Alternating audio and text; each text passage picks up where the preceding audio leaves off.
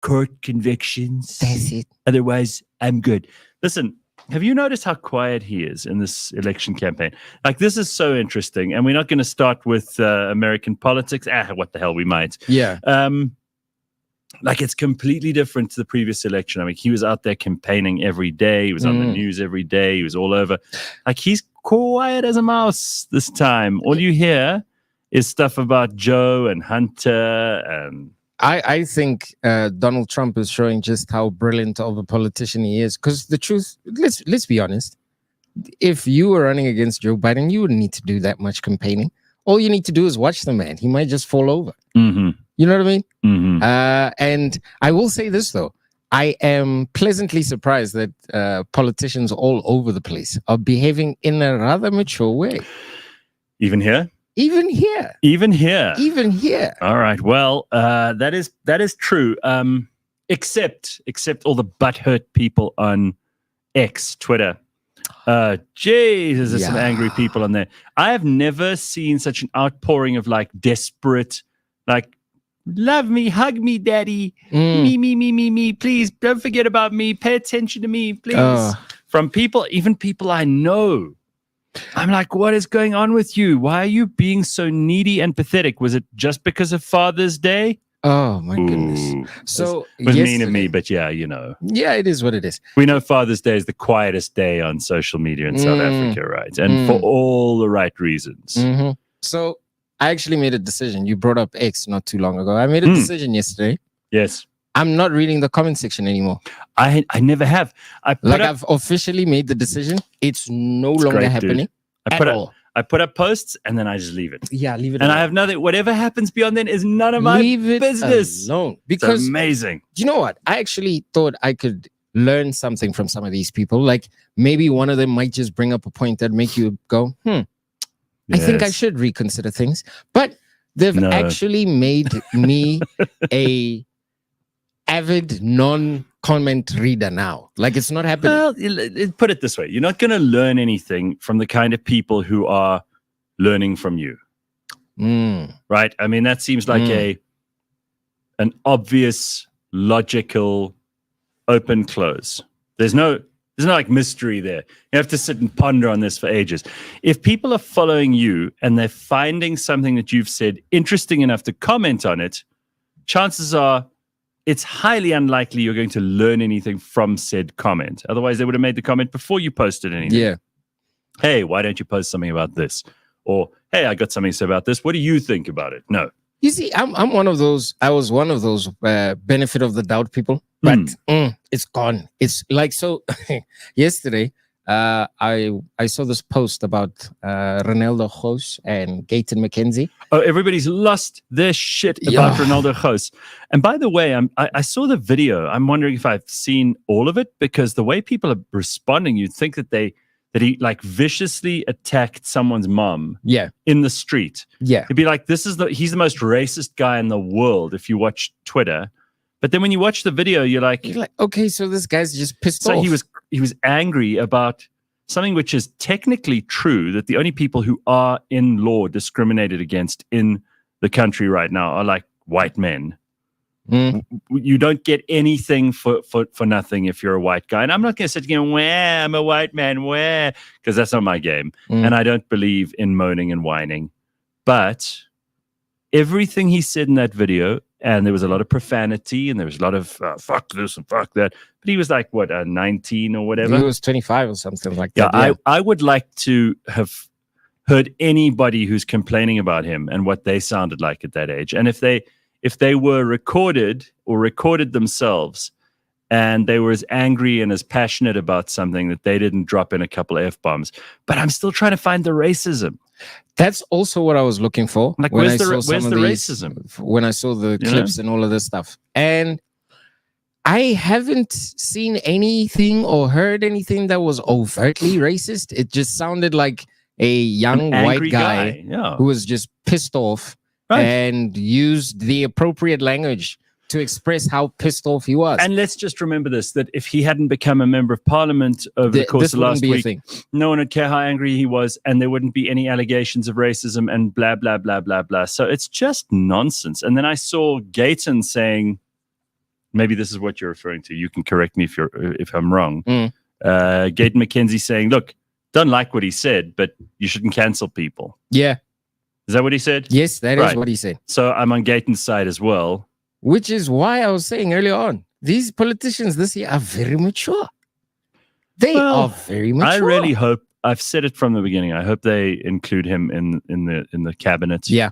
I think he's got a role to play. Mm-hmm. You know, he's kind of a tough guy. He's been through a lot.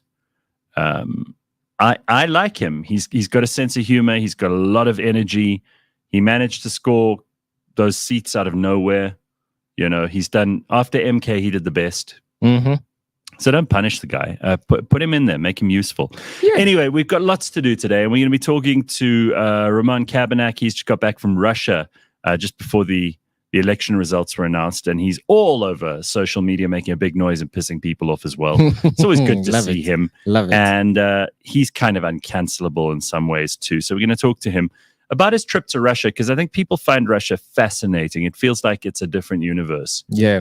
And there's so much that I haven't got to speak to him about. So I thought, well, let's talk to him on the show. That's the way to do it. I woke up this morning. Everything smelled like there was like fire everywhere. I initially thought, wow, is there a fire in my house? It was that strong in my nostrils. I was like, this place smells like someone made a fire in my house. Anyway, walked around, there wasn't. It turns out it's just the air from all the felt fires that we're having. Okay. And I know the presidential inaugurations today, they've been flying planes over me nonstop.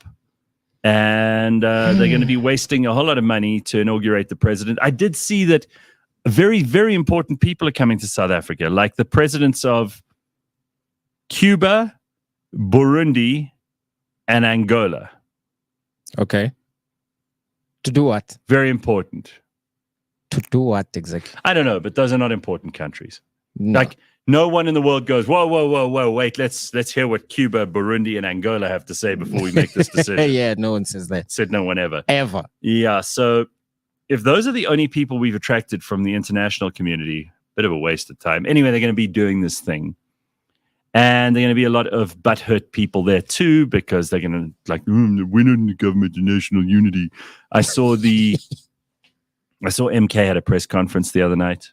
Oh, yes. Went on and on. First of all, it was 2 hours late or 4 hours late or whatever. They're always late. MK cannot organize a piss up in a brewery. Mm-hmm. Always late. And then when they started, I thought, cool, I'll watch a little bit. Well, 2 hours in, I was like, I had stopped paying attention. I was doing stuff on my laptop. It took you 2 hours? No. About 15 minutes in, I was busy on my laptop, replying to emails, being super productive. Yeah. And I'd forgotten this press conference was even going on. Mm. And apart from like moan, poor us, we should have done better. I'm like, guys, you did very well. What's wrong with you? It's like they don't know how to win. See, and I'm going to make a comparison. They're professional losers. They don't know how to be winners. Yeah. Some people are incapable. Victory comes and absorbs and carries them, and they still can't go, I think I won. This is great. Do you know what? They like being losers. They want to be losers. A very weird, but I believe apt comparison right now. MK to me are starting to feel like the LGBTQIA plus. What letter did I forget? Say that again. Who? The LGBT. No. Who's becoming MK? Like MK. Yeah. Because there are 2 letters, so they might as well join the rest of the alphabet. Seriously, because like any person that gambles will tell you, if you're up at the casino, leave. Yes, correct. Leave. Take your W and go home. Okay. Let's get this shit on already. Like, let's get the show on the road. Let's go. Let's move. Because at this point, you're going to piss people off to the point whereby we're going to genuinely question whether or not the people that voted for you actually did. So I didn't know this. I think that's a good point, by the way. I didn't know this, but the last time that Cyril took his oath of office, it was at Loftus in Pretoria. Was it? Yeah. So apparently this will be the first time the inauguration's back at the Union Buildings in 10 years. Why has it been in a traveling show? I don't know. I think they were maybe busy building there. They do have that problem, don't they, with the squatters? At the Union Buildings. Yes, they've got those people who are living in tents in the gardens of the Union Buildings. Leo, And they've planted planted vegetables, and they've got blankets, and they make fires. Maybe that's why it smelled funny around my house this morning. I lived 2 blocks away from the Union Buildings a few years ago. Yeah. Across the street, interestingly enough, from the National Energy Regulator's office. Oh, nice. So no load shedding in Arcadia. But whenever I would walk past the Union Buildings, the first thing you're hit by is the smell of human shit. Really? At our president's office? Yeah. Man, if I were president, the first thing I'd do is get a bulldozer and just push those people down the hill with their tents and their shit and their vegetables and everything. And I'd plant some beautiful gardens, and I'd put big fence around it and say, you're not allowed back in. Homeless people out. This is the president's office. We can't have this. Well, I think we can place the blame directly at the president's office. That's why they're a bunch of homeless people. But these guys have been there for like 10 years. Haven't they got like title deeds by now? I mean, they should speak to the Minister of Land Reform. So I wonder if they're going to move those people for the inauguration or not. Probably not. They probably just sit there. Yeah, I don't see it happening. What a mess. What a mess. It is All a right. mess. Couple of things. I don't know what's on your mind this morning, Jack, but let's just hear, first of all, Helen Zille's haircut. Let's just have a look at that quickly.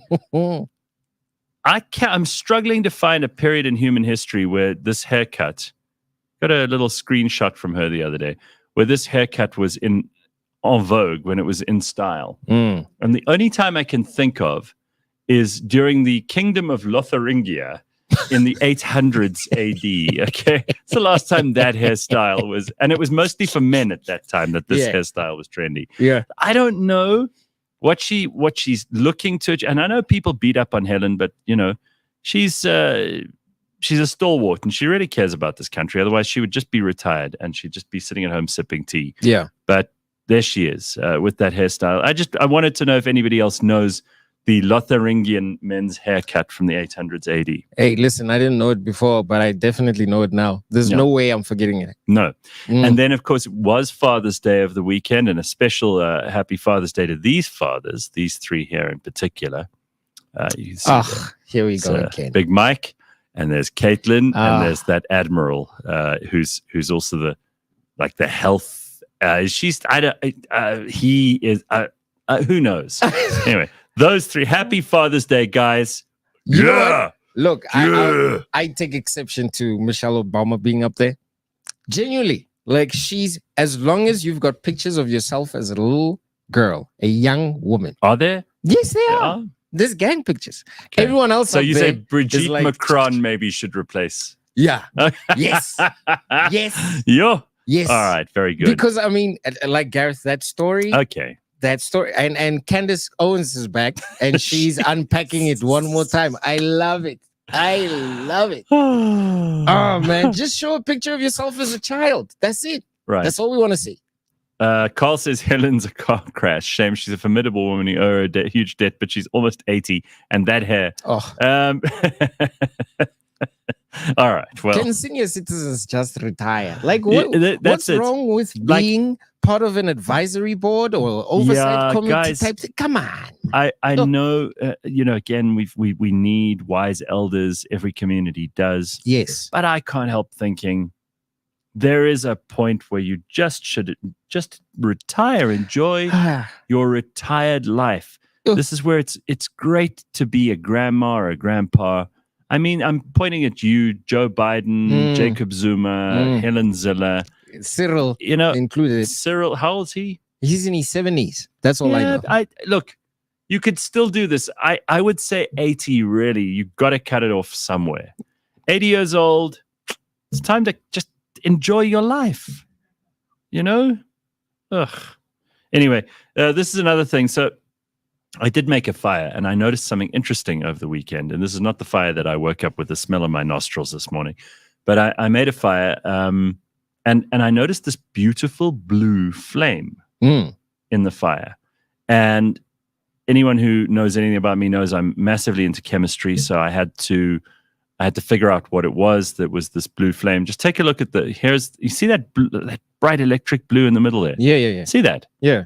Now that is caused by copper. either copper the metal or copper salts in that fire. I just love that electric blue color. In fireworks, the only metallic salt that they can use in fireworks to create that color blue is copper. Wow. So a pretty awesome color. I mean, you Yes, don't see that often in a fire. So, everybody's used to the yellow flames, the red flames. There's a little bit of white sometimes. But that blue is magnificent. I mean, don't tell me it isn't. It is. And it's so bright. It's like electric. Yeah. Nice color.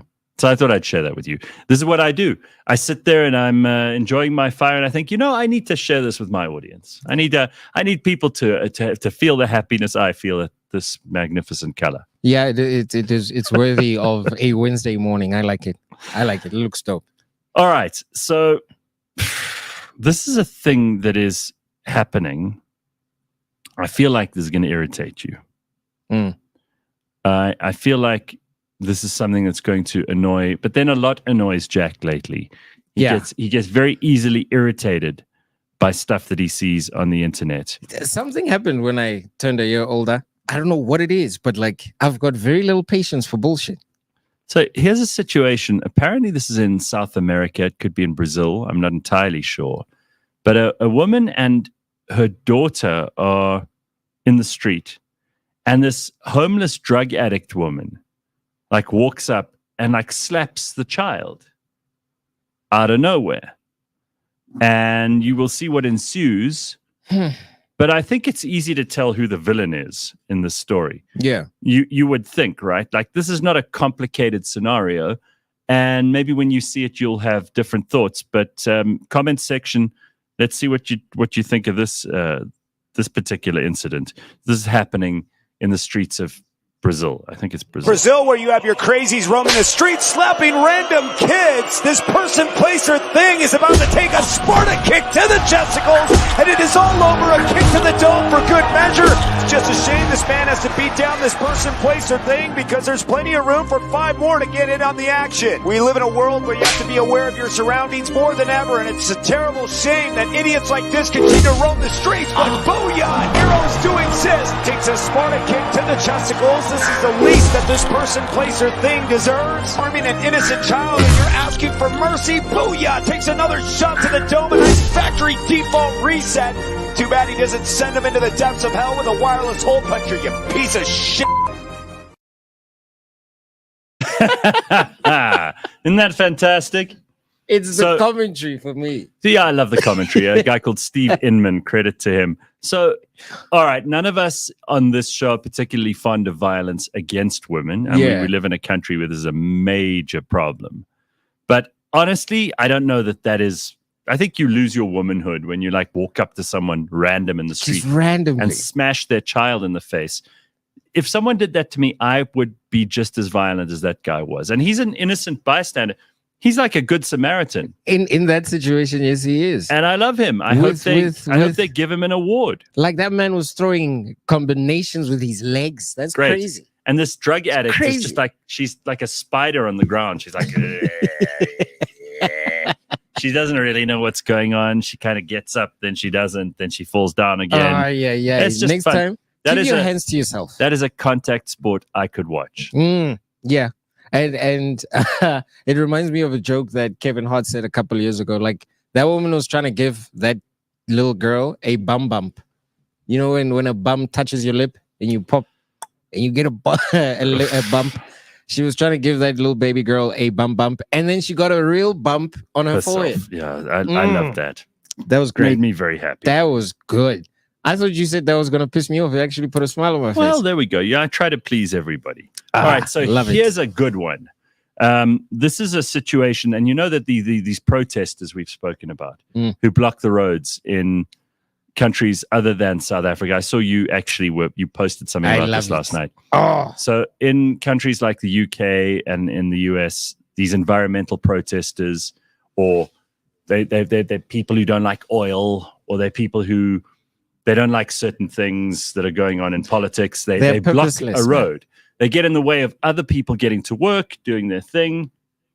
Not so fast, because this policeman treats them how they should be treated. Again, I never thought in 2024 I would be on the side of police violently removing protesters. I'm all for freedom of speech, but you don't make a nuisance of yourself to everyone else in society. Yeah. You could protest on the side of the road. You can have placards. You can get people to gather on a bridge over a highway with banners and all that sort of thing. That's cool. But you block the road. Now suddenly I'm on the police's side. Watch what this guy does.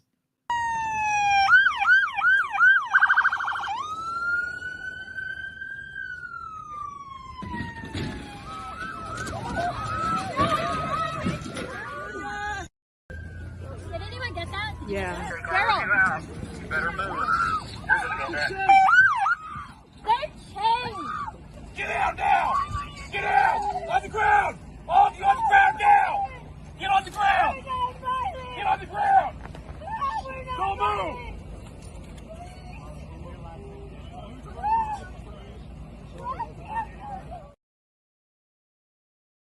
I love it. Again, you've got this this group of teenagers or people in their 20s who think they can hold up traffic and there'll be no consequences. And then this policeman drives right through their barrier, which is absolutely appropriate. I hope he didn't damage his car too much. Yeah. And then he gets out of the car with his gun and he puts these people on the ground and he arrests them.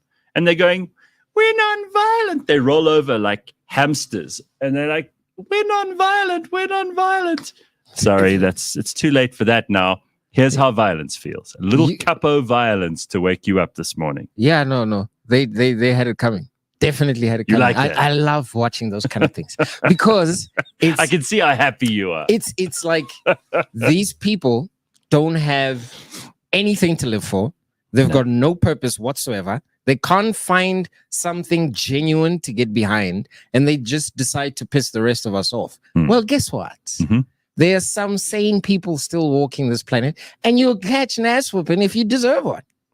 I think it's great. I like it. Somebody got me really worried. It's someone who listens to the show, and they sent me this clip of the jab that they're working on for cancer. And then they superimposed like a scene from I Am Legend.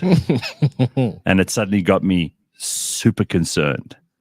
And I suddenly thought, I don't like the way this is feeling. It was a very uncomfortable thing. It arrived at 9:00 last night, just as I was like settling in for the evening. I was ready to have a nice quiet night and make a cup of tea, go to bed, that kind of shit. And then I saw this and I was like, oh no. Is this as big as it sounds? I think it potentially is. I mean, it's very early days. So basically, they've discovered that if they use the same technology that they use for COVID, and they use some mRNA, which is a messenger part of DNA, they take your particular cancer, they biopsy it, they take some of the protein on your cancer, and they put it back into your cells. Now, how many people have you treated so far? Well, we've had 10,009 clinical trials in humans so far. And how many are cancer-free? 10,009. So you have actually cured cancer? Yes. Yes, we have.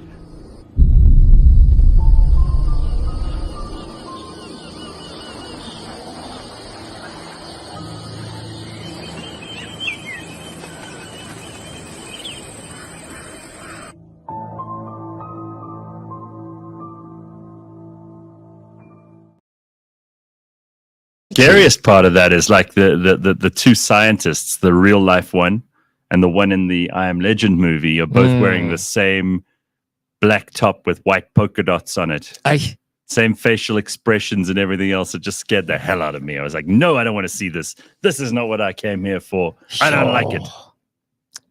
But I think I could live in a world like that. With far less annoying human beings. Yeah, but the ones who eat you, who live underground, who are tearing each other apart? No. Hey, man, I could do with a bit of excitement in my life. That looks fun. It looks a lot of fun. All right. Plus, I'm a big fan of German Shepherds, so I'll get myself one of those. Do it Will Smith style, you know what I mean? Smack Chris Rock for good measure. Who knows? It will be fun. I'm not so sure that's the future I want. Would you do anything fun over the long weekend? Not at all, actually. Well, on Friday and Saturday, I went to the podcast and music festival, which was pretty good. Very good. Yeah. Sunday, did a bit of self-care. Got into the vibe of gym. You don't know nice. what self-care is? No, but I mean, what does it mean to you? Oh, what it means to me is essentially sitting down, writing as much as I possibly can, going through all of my mental rubbish, and as well taking care of the exterior. So shaved, did my skincare regimen and all of that good stuff. I was in my soft boy era. The only thing missing was for me to get a manicure. Outside of that, it was a pretty good long weekend. I also got to spend a bit of time with someone. Let me leave that one alone, actually. Oh, okay. Yeah. All right. Well, that was just getting exciting. yeah. Just when you decided to stop telling us, that's when it got exciting. Yeah, no, it's between me, her, and the walls in my room. That's it. Well, there are a lot of comments here about people who say we're non-violent, but they're invading other people's rights. Pumlani, you're absolutely right. We're non-violent, yet they won't let an ambulance or a fire truck pass when they block the road. This is a thing that's happened in the UK a couple of times, where Just Stop Oil have had people block the road, and then there have been actually real life cases of people who have died because the ambulance couldn't get to them, or there was someone in an ambulance that couldn't get to the hospital and they died en route because of this. Those people should be had up for murder. They should. Consequence is all we're asking for. So yes, absolutely. If you are the sort of person who takes your protest so seriously that you are prepared to put yourself in the way of danger, and maybe there'll be violence, then okay, good. Then we know you really care about that issue, but there are consequences. Yes. So you'll be had up for murder. You'll be had up for blocking the road, for interrupting and inconveniencing other people in traffic. That kind of stuff will happen. And then it'll be your problem. As it should be. Correct. And, yesterday I saw a clip on X where one of the great civilians in that country decided to do the right thing and drag these people off the road. Yeah, again, love it. Like pick them up and throw them off to the side of the road. We have shit to do. We've actually got I actually wrote when I posted that thing, I wrote there that thank God South Africa has real problems to deal with. We wouldn't have to listen to idiots talking about Stop Oil. What is hilarious to me is that almost every single item of clothing those people are wearing while they're protesting was brought to them as a result of oil. Yeah, not only that, but it's amazing to me that these people live like they're all eating avocado salads and they live these middle class lives. These protesters are never poor working class people who are genuinely. I'm talking about in America or the UK now. These are people who are their parents have paid for everything. Yeah, they took time out of their Frappuccino mocha latte. Red cappuccino life where they're sauntering around buying designer goods and they're like, oh, suddenly I need to have a conscience. I think I'm going to take up this issue that I really care about. And then they do that for the afternoon, but they're sacrificing so much. The problem is this: people just don't seem to understand the fact that ease is more of a threat to progress than hardship. So if you're going to raise your kid in a surrounded by cotton wool and they're these soft little things, they're going to grow up and be those kind of idiots that get arrested for protesting for Stop Oil. What are we doing? It's great. It's very important. What the hell are we doing? And of course, everybody, I mean, especially the seabirds are really hoping for these people. They're waiting with bated breath for these people to. My favorite are the ones who glue themselves to the road. I mean, if you're going to glue yourself to the road, I'm actually a fan of that because I want to see what happens when you can't get unglued. Yeah. I don't think people should help them.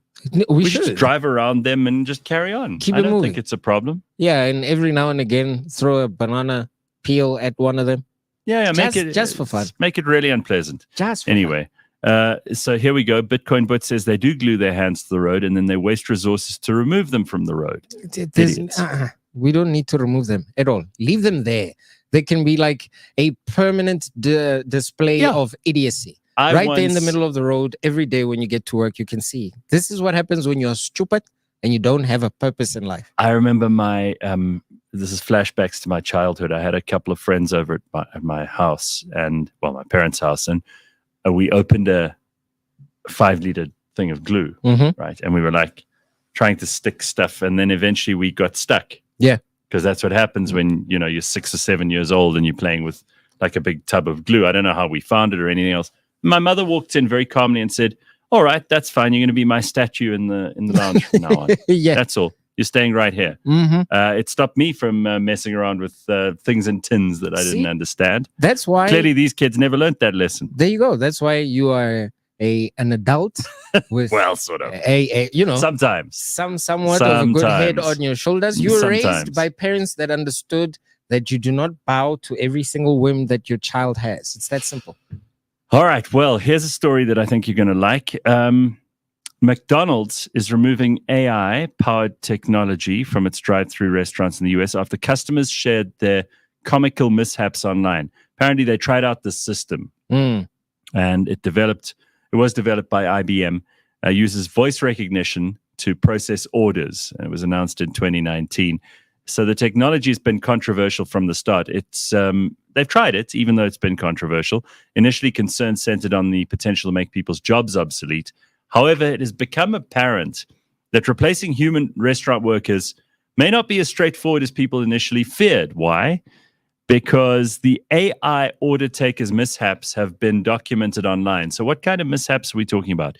Well, in one video, which has 30,000 views on TikTok, a young woman became increasingly exasperated as she attempted to convince the AI that she wanted a caramel ice cream, only for it to add multiple stacks of butter to her order. So all she wanted was caramel in her ice cream, and this thing kept adding butter. In another one, which has 360,000 views, there's a person who claims that her order got confused with one being made by someone else, resulting in 9 orders of tea being added to her bill. Wow. Another popular video includes 2 people laughing while hundreds of dollars worth of chicken nuggets are added to their order, while New York Post reported another person had bacon added to their ice cream. Bacon and ice cream? Yep. I mean, this is America, so maybe that's a flavor they'd like. Yeah. But yes, bacon was added to the ice cream. So AI, there's still a lot that we have to work out. There is quite a bit. And look, I'm not nearly afraid of AI as much as some people might be. I'm like, just work out the kinks. Get it to a point where it can actually There's a lot work. of kinks. It's got a lot of kinks. You're ordering ice cream and they add bacon. That's not the kind of kink you'd expect. Imagine you get the ice cream with bacon. But listen, I'm sure there's a lot of overweight people who heard that and were like, "Oh, we need to get to McDonald's." And as I said, it's America. It's not entirely impossible to assume that could be happening. Someone might have heard that and thought, that's actually not a mistake. Well, I mean, someone in the comments says, bacon and ice cream sounds good. I don't like that. You are very weird. Mapelo says in the comments, the House of the Dragon is back. Yeah.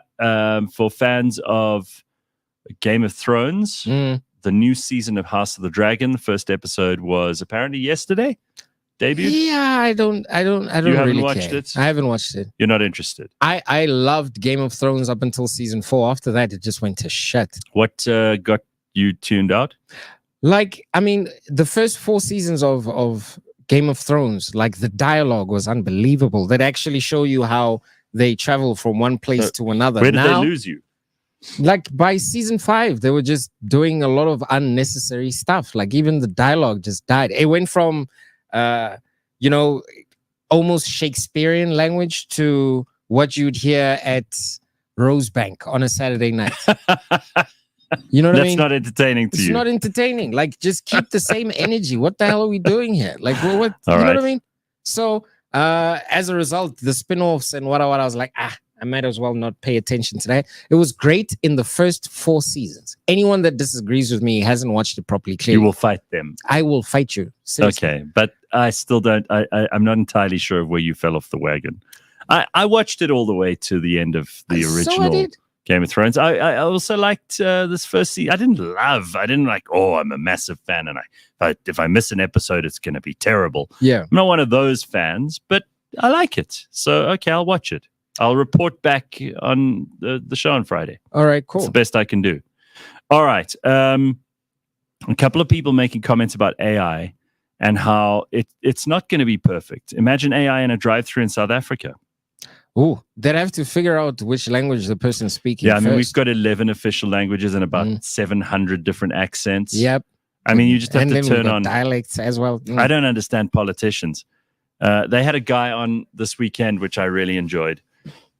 He's a political analyst, but it seems like they're growing these people under bushes at the moment because this guy was wearing a T-shirt. You could tell we were in his kitchen or whatever. Yeah. He was online, and when he was asked a question, he would go for about a minute and a half before he even gave you any insight. And then when he did give you the insight, it wasn't really insightful. Okay. It was like, oh, I think I could have asked someone on the street and they would have given me a better insight. And you call yourself a political analyst. Anyway, he was saying stuff that was obvious. And you've got to ask, like, where do these channels, who the producers, where do they find these people? They just go, you know what, I'm going to call my uncle. Yeah. He seems, he could put something together. You watch some of these TV shows and you think, this is definitely made up on the spot. It's one of those, like, I was at a bride this Saturday and this one guy just said something that really blew my mind. He said like one sentence that was, on point, and therefore this guy is an official political analyst. I think that's so what he can apply for that job too. Yeah, I mean, it's never been easier to get onto TV is the point. Right? Yeah. Like there used to be a time, and I don't want to sound like one of these people who, back in the day. But honestly, there used to be a time where in order to give your opinion on television, you actually had to have knowledge and you have to have some point of view that nobody else had. Yep. And maybe you have to leave the audience going, wow, that was something I hadn't thought of. And that's really helped me understand the situation a whole lot better. You watch most of these guys on now, and I'm not just talking about political analysts. I'm talking about everybody, including, in inverted commas, experts. Yeah. They come on and you leave afterwards. You're like, I'm even more confused. Or you think to yourself, why did I need him to tell me that? Because I figured that out myself, actually. Yeah. I don't telling need you basic stuff. Very, very basic like, stuff. In winter, it's cold. Yeah. Like, wow. That's amazing. Yeah. This guy really needs the order of Mapungubwe for that. Yo. And you're sitting there thinking to yourself, I learned this in geography when I was 10 years old. Like, I don't need you telling me this. And I think the barrier of entry is significantly lower now than it was back in the day. You said you didn't want to say it. I'll say it. Back in the day, you actually needed to work in order to be taken seriously. Now, any Tom, Dick, and Harry can jump on their phone and turn into analysis. Well, talking about back in the day, I mean, every South African knows the name Teljoy. Teljoy is a brand that has been around in South Africa for years, and they are doing some very interesting things. I actually thought it would be worthwhile talking to the guy who's at the head of it, and that is Jonathan Hurwitz. We're going to get him in a second. He is the CEO at Teljoy, and he's going to tell us about some things that they're doing. And I love this because we live in a country of innovators. Yeah. And people are hard-pressed at the moment. They need stuff. They need to get things done. They need to have connection to the internet, to information, to TV, to all that kind of stuff. And yet, for many people, it's become an issue of like, got to have the money. So I think it's probably a good idea to also catch up a little bit on the history of this really, really important brand in South Africa. So Jonathan Hurwitz has been at the Teljoy Group since 2014 in various roles. He's been the CEO since the end of 2019, and he's a qualified CA by profession. He's also worked in commerce as the financial manager of Denny Mushrooms. He also had a short stint in housewares before he moved over to Teljoy. So let us say hi this morning to Jonathan and find out all about what they're doing and how they're doing things differently. I mean, this is what I love, is to hear from people who are not just doing the obvious stuff. So, Jonathan, nice to see you. How are you? Good. It's good to have you here, and thank you for waking up so early to come and be with us this morning. Thanks for having me. Yeah. All right. So, Teljoy, everybody in South Africa knows the name of the company. And how long have they been around? Since 69? Yeah. We are 55 years this month, actually. Okay, you're not, but the company. Yeah. I'm not. You look like 35. Slightly younger. Yeah. All right. So, I mean, this is a pretty amazing thing because if you think back, for those people who've been alive that long, and for anyone who reads a little bit of history, in 1969 was when they landed men on the moon. Right? Correct. I don't even know if we had TV in this country then. No, we didn't. That was actually the catalyst. our founder Theo Ratstein was listening to the moon landing on the radio.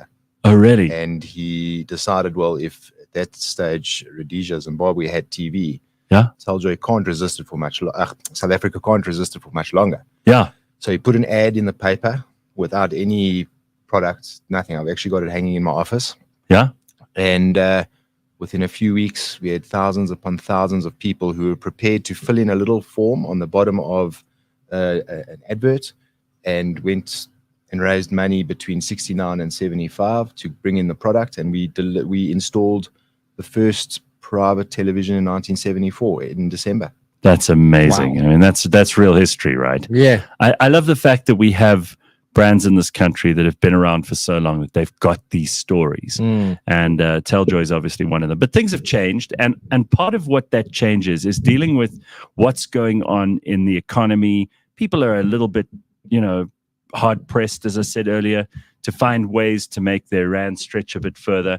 They're not going to say no to the stuff that they need and want, but you guys are actually making it possible for people to own and rent things a little more thoughtfully, a little differently to the way that they've done it before. Yeah. So tell me where this idea came from, and then explain the idea so that people who don't know can understand. So I think initially, there's been a few iterations over many years. Yeah. Initially, TV was the third most expensive thing in your house. It was your house, your car, your TV. So it was unaffordable to go buy for cash. So the rental model worked. At one stage, we were one of the biggest rental companies in the world. South Africans needed it. And between that time, 69, 75, the government wouldn't allow TV to come in because they thought it was propaganda and the old regime. Correct. Oh. So we started just a straight rental business. Now, in those days, that sort of obsolescence of technical products like this wasn't so aggressive as it is now. Yeah. Exactly. So the standard rental model, just guys we've actually still got people on our base now who started with us in 75. And we realized with the increase of credit that people wanted ownership. So we developed, and in fact, we've trademarked rent to own. You'll see it all over the show, because that ownership is so important to South Africans. South Africans are brought up, you must own everything. Funny enough, the world is moving into a subscription economy. None of us have bought music or content or TVs in many years. So, the advent of the rent to own, early 2000s, we started that, and we saw a resurgence in the business, because at one stage we were unsure whether we wanted to continue this. We saw a resurgence in our model because of the ownership, and as a consequence, we've been able to bring in new product. People need a lot of stuff. Just by the way, we're not just talking about TVs, right? No, I mean, South Africans want lots of different things, and some of those things you also don't need to own. But do you think the South African consumer actually understands credit? No. So I think for the most part, people assume that you're buying it on your credit card, you're gonna take it home, you own it, you still owe the bank or whoever is giving you credit some money. You don't understand, because it falls into this mess of credit that you owe. You don't really understand the interest components of that, and we've normalized credit, and people just are used to it. And I mean, household debt and the consumer spending is just through the roof. So it's a little bit upside down. Cost of living's gone absolutely crazy. So I don't think people understand. Our model is quite transparent in the sense that, it's whatever it is, $299 over a period of time. It's got absolute flexibility. You can cancel, upgrade, or downgrade at any time, which is something that credit doesn't allow you to do. If you're going to buy a TV, as an example, on credit, and you want to get out of that, you have to sell it, you have to go get your settlement amount and then pay it down. Ours is a phone call, we come collect, shake hands, and we move on. So it really is, as we speak a lot about software as a service and accessibility, and Netflix and Spotify, you can cancel with a month's notice, same as us. So we are trying to sort of normalize the idea of appliances and household goods as a service, as opposed, so it's access over ownership, if That makes sense. That makes a lot of sense. And for most South Africans, they just want the use of the thing. I mean, it's starting to make more sense that you don't have to own the stuff. Now, what about insurance for these items? Because obviously for you guys, that must be a concern too. Yeah. You're giving someone the equipment, they're using it, they're paying you, but that doesn't mean they're looking after it. So is it insured? Because we know what people are like. Sure. More often than not, it means they're definitely not looking after it. Yeah, for You'll sure. actually be surprised. That's where the nuance of rent to own is so important, because people believe in equity in their products. So they actually do look after it.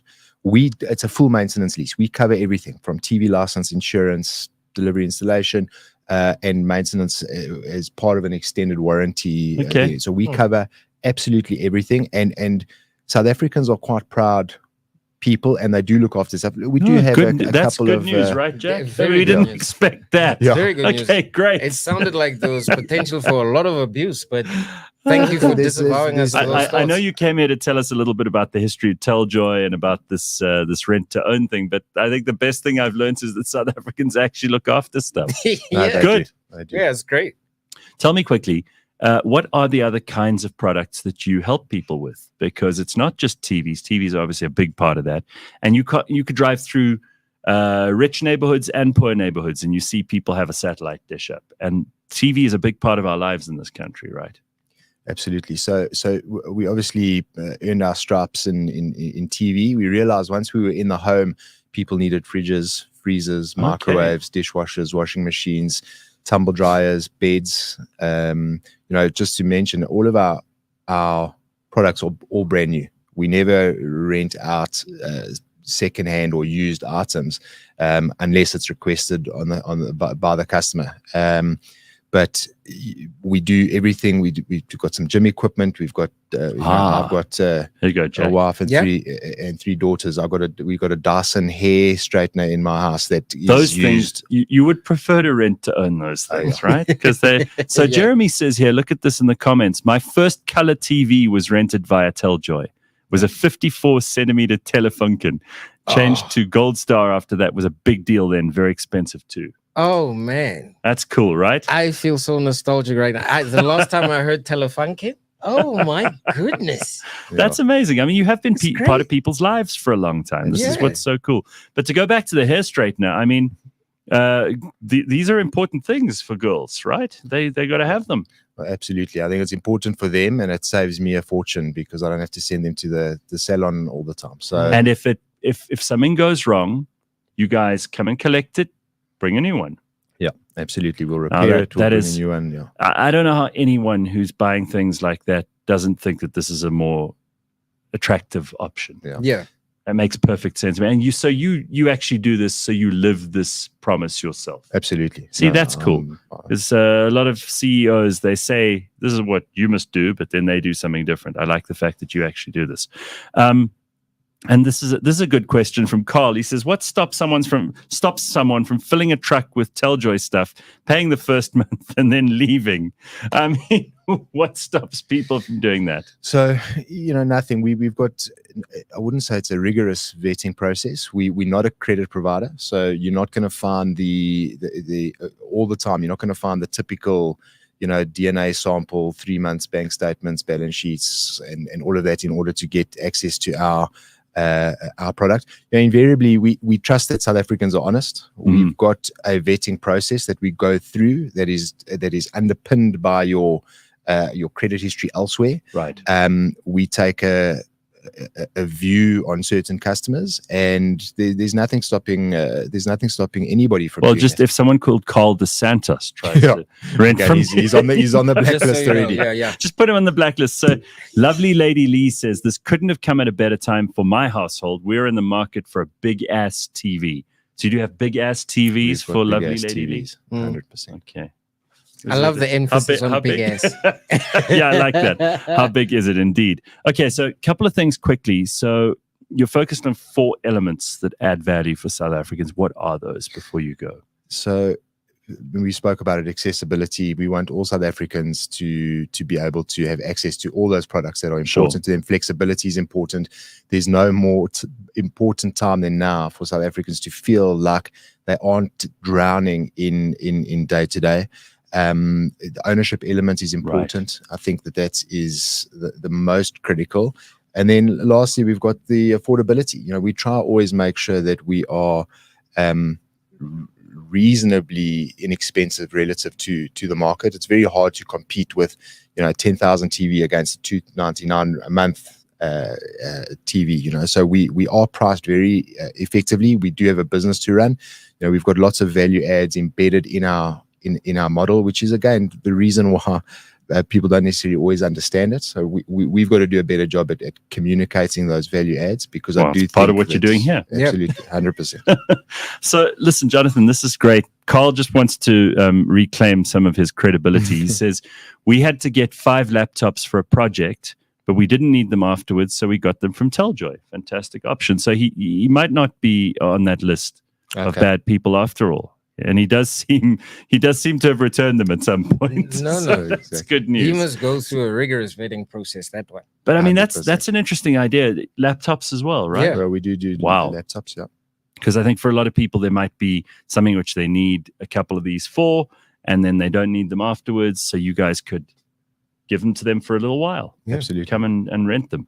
That's fantastic. But you could rent to own. What are the periods for this? 24 months, 36 months. Chillbrew wants to know. Well, it's effectively those terms are really just to get ownership, but it's really month to month. So typically we'll do a 24 and 36 months, but that period is only there. So that's the minimum period you need to get ownership. But really it is month to month. Richard wants to know, it would be great if you could add rent a spouse. Ooh. Defective models could be cancelled. Yes. Any ideas into that market? Sure, I think we got to speak to his wife and just let me know. Yeah, I don't think Richard's married. With that attitude, there's no way any woman's going to put up with him. Be. And if he is, I pray for that poor woman. Absolutely. I pray for her. Love it. Okay, well, this is great and good to know. And congrats on so many years of being an important part of South Africa's environment. The fact that this is a brand that people know and love, and that you're doing amazing and innovative things in the market, which we need. So thank you very much. Nice to see you, Jonathan. Cool, really good to have you Thanks here. for having us. That's Jonathan Hurwitz from Teljoy. And you can find out more. You can follow them on all of their social media handles. They are at Teljoy South Africa on Instagram and Threads, Teljoy Deals on Facebook, and Teljoy ZA on TikTok. They're on all of the places. Of course, you can go to their website. That's the best place to go, teljoy.co.za, and you can find out more over there. Yes, sir. But you heard it from the guy in charge. So you don't have to mess around now. Go straight there and figure it out. Okay, we got lots of other good stuff headed your way, including Ramon popping in a little bit later on. And we got a couple of people here. Watch the YouTube algorithm advertise TVs to me now because I sent this comment in. Yes, Lady Lee, that's going to happen. But that's not Teljoy's fault. Yeah, and I mean, you were in the market for a TV. So yeah, exactly. Hey. Don't complain when you now start getting ads. But at least you already know where to go. Exactly. We just solved a rather big-ass problem for you. See what I did there? With your big-ass TV. Yes, precisely. Sir. Yes, very, sir. very good. And then I did see this. This is a little story from earlier, which we haven't got to yet. But apparently, you know that building that fell down in George that everyone was talking about? Yeah. So apparently, they've placed the engineer who oversaw the construction of that building on precautionary suspension. 34 people died when a partially constructed 5-story building caved in more than a month ago. 62 people were on site at the time of the collapse, many of whom were rescued alive in a 10-day rescue and recovery operation. But they've managed to find the guy who was the engineer, and they have put him on suspension. They're going to be investigating him. So that's good. At least there's a little accountability going on. Yeah, it's a good thing. I hope they get to the bottom of what happened exactly. If it was a structural issue or if it was doomed from the beginning. And all of the people that are responsible for it should get their comeuppance. It's really simple. I'm glad they're in the right direction, though, at least. Absolutely. It is encouraging. Okay, and then a couple of other things that I saw this morning that I thought would entertain and amuse you. I don't know how much time we're going to have for this after 7 because we've got Ramon popping in. But I did see, this is a fascinating video. Do you know how strong the human tooth is? No, not Okay, really. so I'm obsessed with these pneumatic presses that destroy things. They put things in these presses and like just break them. Mm-hmm. Well, they did this with a tooth. You cannot believe how much pressure the human tooth can take. Obviously, there's a tooth outside of someone's mouth. Yeah. But they put it in this pneumatic press. Just take a look at this quickly and see how many kilograms of pressure a human tooth can take. This is just enamel. It's amazing. You have really, really tough stuff in your mouth. Take a look at this.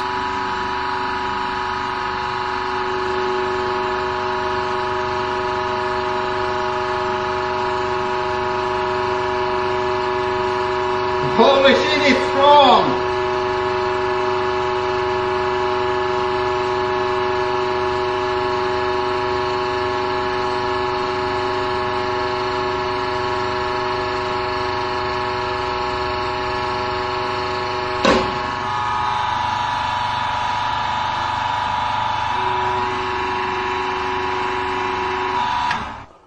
Okay, that was intense.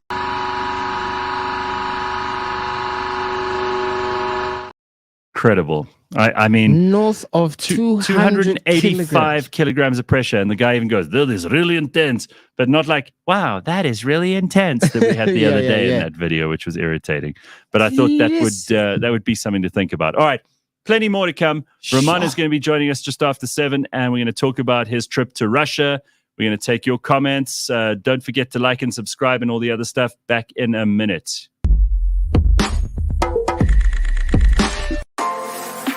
Up next in the Auto Trader podcast. And it comes in just under that price, the Polo's price by about 20,000. It comes in at 400,000 Rand. So it's very close to the Polo, but I think it's going to be more specified than the Polo. And in my personal opinion, like if it's my choice, it looks a little bit better. Catch us every Monday at 9 a.m. on YouTube and on autotrader.co.za. Ingerland are the favorites. They are the shortest odds on Superbets to win the whole thing. So I'm going to explain it. Please do. Because I always thought they were like top 10 at best. But they are serial chokers. But right now, you got Harry Kane, the most informed striker in the world right now. And you've got Harry Kane, who is the most informed striker in the world right now. Anybody else can try to disagree with me. We're backed by stats. So that Harry, no trophy this season, Kane. Yo, man, he's bad luck, but he's most informed.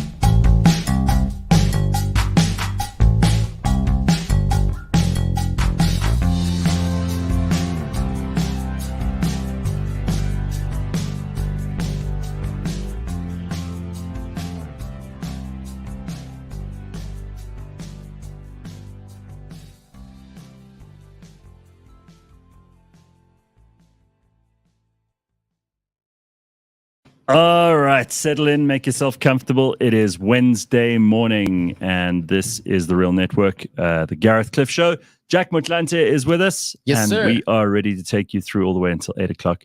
Got Ramon popping in, Ramon Cabanac, who is no stranger to controversy online. He'll be joining us in a short while to talk Always about his recent entertaining. trip to Russia.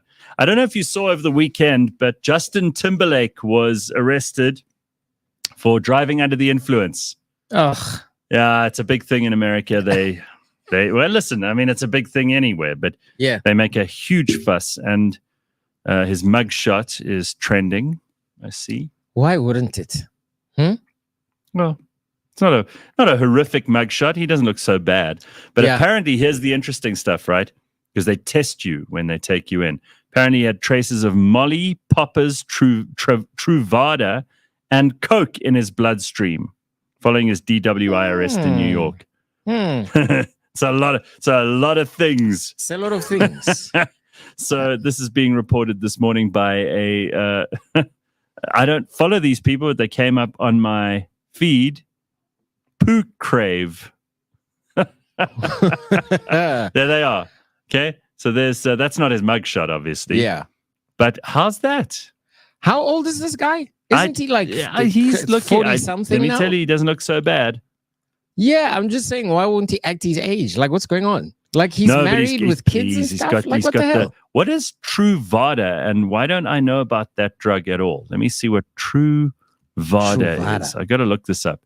Truvada. Okay, dangerous. so here we go. It's a combination of M-tricidabine and tenofovir disoproxyl fumarate. Yeah. Whatever that is, Oh. that sounds rough. Okay, so apparently it is an HIV medication to help control HIV infection. Lowers your chance of getting HIV complications, improves your quality of life, blah, blah, blah, blah. Okay, so maybe he was on this stuff as a preventative. I don't know. No, he was having a wild night. Clearly, the it guy was actually having a big- sounds like a wild. But how long does this stuff stay in your system? I know a friend who does like a very high risk job where they test him every now and then. Yeah. You know, and they will suddenly do a random drug test. And he's always really, really careful because you don't know how long this stuff lasts. Apparently, they can check in your hair and they can find stuff from 3 months, maybe even more. I'm not sure. Maybe the comment section will know. But up to months and months and months after, they can test you and they can find all kinds of stuff in your system. So he had Molly and Coke and a whole bunch of other stuff in there as well. Yeah, no, Justin he had a Timberlake's wild been night. busy. Look at that. There's the mugshot. Yeah. Doesn't look too bad. He doesn't. But his eyes are telling quite the story.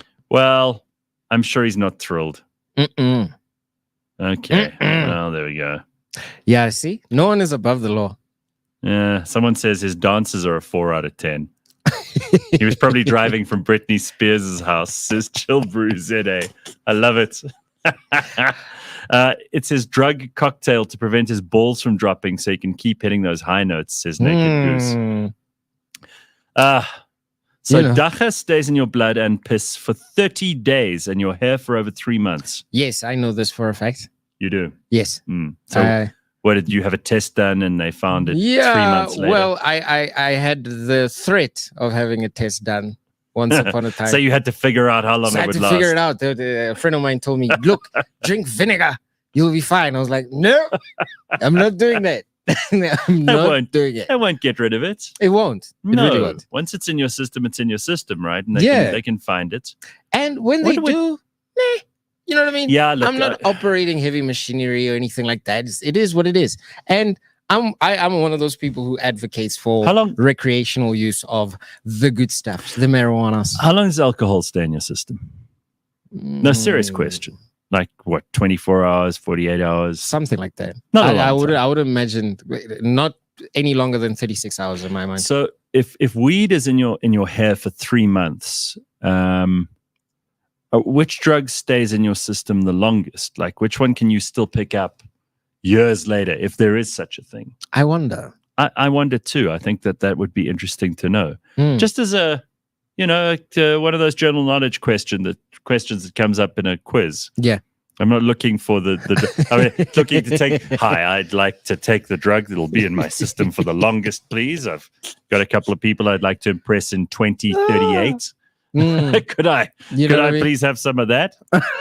I bought a fake pee kit in Alaska for my cruise ship job to pass the test, says Bitcoin But I'm sure you can also get, like, I know that the athletes who they test, they have ways of passing the tests. They do. That are not. I've heard rumors of them using fake penises and adding a little bag on fake the side. penises. Yeah. Just that's what I've heard too. I've heard that you can get like a kit that will give fake urine, and because they're not. I mean, I don't know who they take these things to. Obviously, they take them to trained chemists who know what they're doing. Yeah, but I think there's probably a way to. There's always a way. There is. I think, especially in South Africa, you could probably go on Temu now and buy like a urine test pass or something. I'm sure you could find this stuff, right? Definitely. Congo Chris says the ethanol is broken down very quickly. Methanol stays for 24 hours. Yeah. Okay. I'm not surprised by that. I am not surprised by that. I'd actually want to find out how long heroin stays in your body. Like, you know, all of those hard drugs, like cocaine, heroin. That's a good point too. Chill Bruce says, I'm bald, so I'm fine on the 3-month hair test. Ooh. That's interesting. So would they be able to check from like a hair on your arm, maybe? Perhaps. Maybe they would. I mean, it is all made up of the same stuff, so why wouldn't it be there? Nope, it never leaves your system, even if you become mayor, says Carl dos Santos. Yes, the Nyope mayor of Johannesburg is still very much in the picture. Like, whenever I see someone high on Nyope, you think of the mayor? No. Oh, I always wonder to myself, like, why would you even start doing that thing? Like, where do you see these people who are high on Nyope? When you're traveling in and around the CBD, you'll see them all the time. They are so distinct. It's easy to spot them. They are half asleep, but they're standing up. And when they speak, it's like they speak so slow, it's almost like they're speaking in reverse. Do you know what the chemicals are in there? I wouldn't know. I just know it as Nyope. I don't know anything about it, right? Yeah, apparently they throw a bunch of different things in there. It's like the chemical residue of how they make heroin or some shit like that. And then they add a bit of red poison or something. Wow. I've heard a bunch of rumors about that. Horrific. It is absolutely horrific. But it is hilarious watching these high, these Nyope people when they're high. It's hilarious. I'm serious. All right, so from that ridiculous conversation, because I think, Jack is not concerned, but if you are a person who's taken some hardcore drugs lately, maybe you're concerned, to restorative justice. Now, why did you want to talk about restorative justice? Are you suddenly getting involved in the penal system? Do you know what? Like, I was actually thinking to myself how, what's his name? Gayton McKenzie is now soon to be, a member of parliament and all of that good stuff. And Jacob Zuma is the leader of a party, even though he was put in jail for a little bit. And decided he wasn't put in long enough, blah, blah, blah. When people came after him for somewhat pointing out the fact that we shouldn't be canceling Reynaldo Halls, he was pointing out that he went through the whole process of restorative justice and he's a better man for it. Now, I don't know how effective that has been with other people, because the recidivism rate in this country is absolutely shocking. So it made me question, is restorative justice for a select number of people in this country, or is it applied uniformly across the country? Because if it is, then we'd have a lot more Gayton McKenzies than these other criminals who just keep going in and out of jail. Okay, so you're right about a couple of things there. I know that our offenders reoffending, recidivism is a big problem in this country, because we don't really improve people in jail. What we do is we make them better criminals, because they meet other criminals and they figure out ways to buck the system. Yeah. And really, our jails are nowhere near a place where you can get better.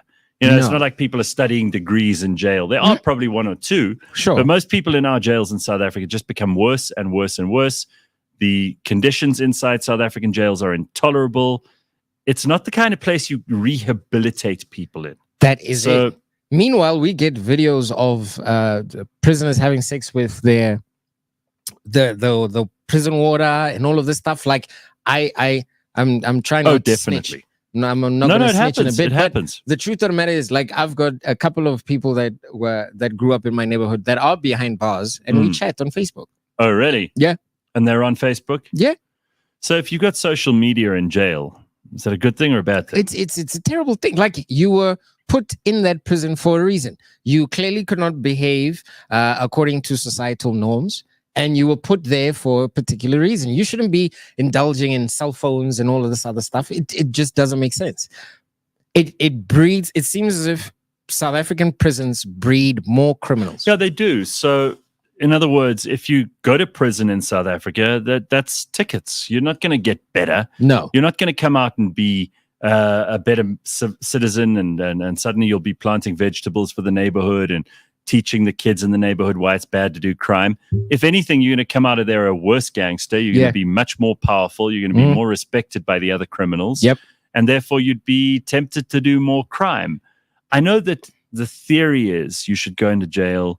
There should be rehab programs. You should learn to, I don't know, do crafts, learn some skills, maybe up your education levels. It doesn't happen. It doesn't. So what we've got to do is separate the idea of restorative justice, which is this idea that you can improve people in jail, from the fact that we as society should forgive people once they've served their time. I'm a big fan of once people have done their time, then you let them re-enter society. Hopefully they come into society and they go, look, I don't want to go back to jail, so I'm going to try and behave myself. But we don't really give them the tools to do that. I don't think it matters, though, because once someone is done, if let's say you are sentenced for murder and you go to jail for 10 years, okay? After your 10 years, you come out, you should be able to carry on with your life. Whether or not there's been rehabilitation, whether or not our prison system works, you've served 10 years of time. That's all that we put you in for. There's no requirement on society to have to keep hating you because you murdered someone 10 years ago. You've done the time. So now you should be able to come out and carry on with your life. The question is, if you're a first-time offender, I agree with you. Sure. It could be chalked up to you making a horrible mistake, making the worst possible decision you could have in that moment. You go to jail and you come out. The unfortunate thing is, more often than not, you go back, especially in this country. Now, you serve your next 5 years for the next crime. Yeah. Should we let you come out and just forgive you the same way we did the first time around? I'd like to separate what actually happens practically from the attitude we should have to criminals. Okay. And not just criminals, but in general. You know, if people behave themselves once they've done something bad, and a couple of months, weeks, years, depending on how severe the crime is, have passed, you should be able to give them a chance to re-enter society and carry on as normal. You can't hold a grudge for life. Yeah, you can't. Okay? That is, and it weighs you down. It's just practical. It's like you can't keep hating someone. You can't keep loathing and detesting them and outside of the society, keeping them away from everybody else. You can't keep that going forever. You can't. There's no crime that bad. People deserve to be forgiven after a certain amount of time. I get that, definitely. I'm just saying we must keep it all relative. There's some people that need to show a bit of remorse. No, that's all important. of that stuff. Yeah, sure. That's important. We need to keep all of these things in consideration, is all I'm saying. I'm hoping that at some point there will be some sort of reform that comes about where we actually have people that were behind bars rejoining society in a meaningful way, not just. Why are you worried about this? Have you just suddenly found yourself in trouble that you might be going off to jail sometime soon? No, I'm in a position whereby I feel like the moment people at least on some level fear being put behind bars. Of course, perhaps you should fear. The crime rate will drop in this country. I'll tell you. We did a show. I've spoken about this before, so I don't want to bore people with the details. Oh, yeah. We did a show from CMAX in Pretoria, Gosimampuru Prison. Yeah. back before it was Kgosi Mampuru, we saw like the individual cells for the really bad guys. We saw the awaiting trial prison, which was actually in some ways the worst. But I'll tell you, whatever you think, we don't take crime seriously enough in this country. The criminal justice system doesn't work. All that's true.